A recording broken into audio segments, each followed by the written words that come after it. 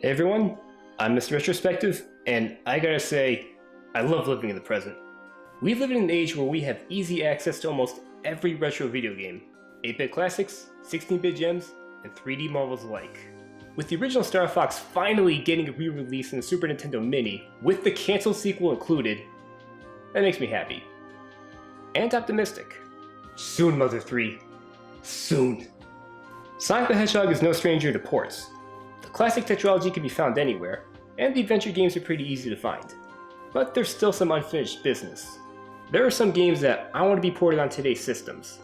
Games that were never released a second time, games that weren't released in the West, and games that could use some improvement. And we're going to look at those today. I won't be talking about cancelled games, so don't expect Sonic Extreme anywhere. So, sit back and enjoy my 8 wanted Sonic ports. Number 1.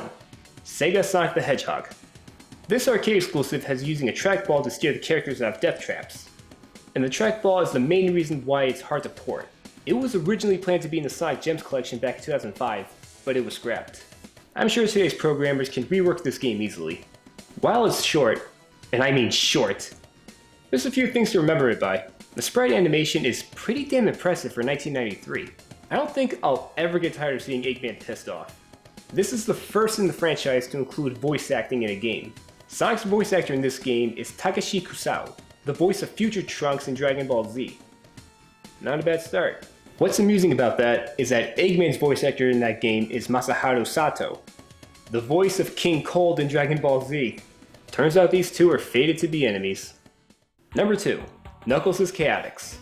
Released on the infamous add-on for the Sega Genesis, the Sega 32X, has you playing as 2 characters at a time, each with special abilities, as they're connected via tether.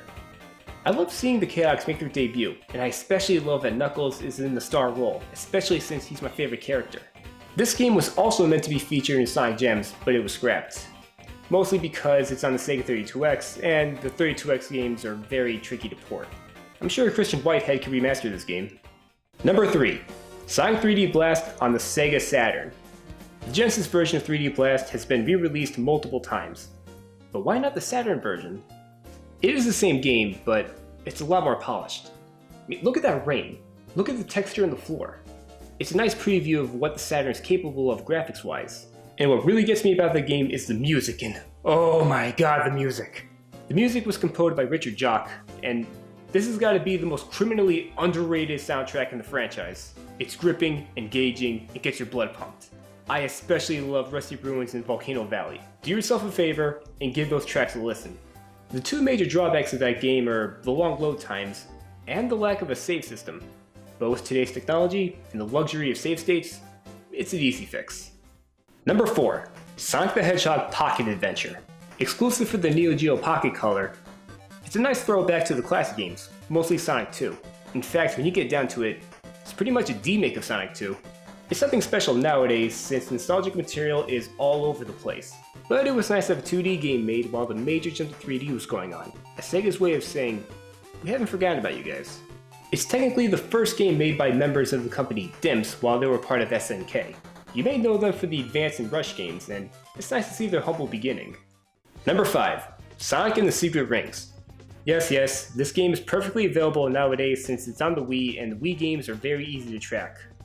But here's the thing, like most Wii games, motion controls are mandatory.